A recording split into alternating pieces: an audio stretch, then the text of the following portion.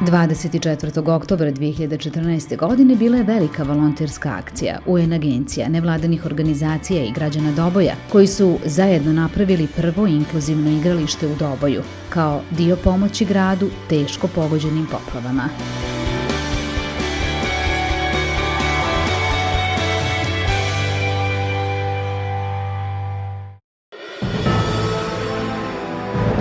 Šest mjeseci kasnije vandali su uništili igralište.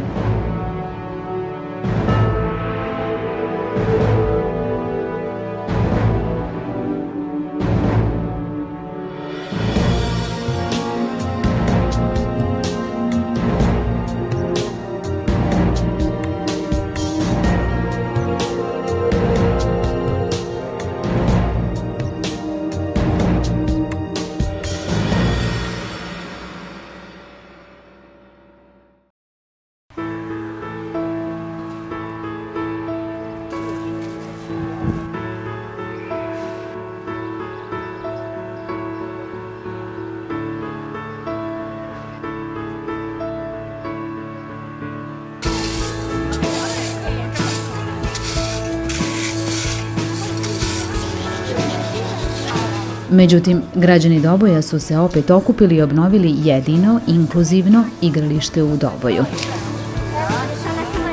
Ponovo smo danas ovdje nakon 9 mjeseci. Po drugi put smo obnovili ovo igralište za djecu sa poteškoćama u razvoju. Moram reći prvo inkluzivno igralište u Bosni i Hercegovini. Nadam se da je ovo posljednji put da bilo što se obnove tiče radimo na ovom igralištu i mislim da šira javnost, svi građani grada Doboja će dati svoj doprinos da se ovo igralište zaštiti. U obnovu ovog igrališta uložili smo negdje oko 15.000 maraka. Sredstva su obezbijedili Kancelarija UN-a u Sarajevu i Gradska uprava grada Doboja. Danas smo svi ovdje u zajedničkoj akciji da vratimo osmijeh na lice djeteta, da ispoštujemo pravo djeteta na igru koje je uništavanjem sprava bilo u potpunosti narušeno. Kad kažemo pravo na igru, na ovom igralištu se nalaze jedine u gradu Doboju spravi namijenjene djeci koja koriste invalidska kolica. Njihovim uništenjem, njihovo pravo na igru bilo je u potpunosti narušeno.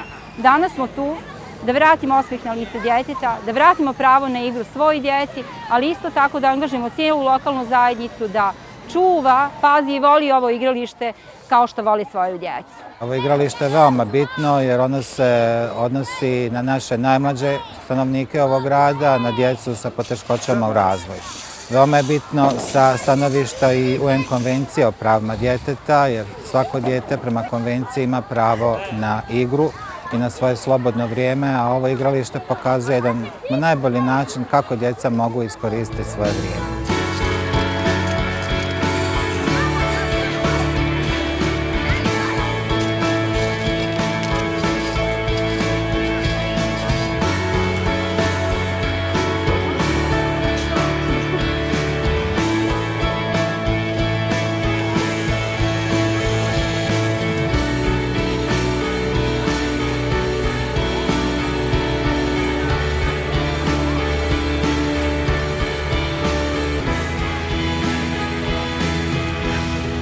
Majka sam dvije djevojčice koje boluju od te bolesti, sticajem okolnosti koriste kolica.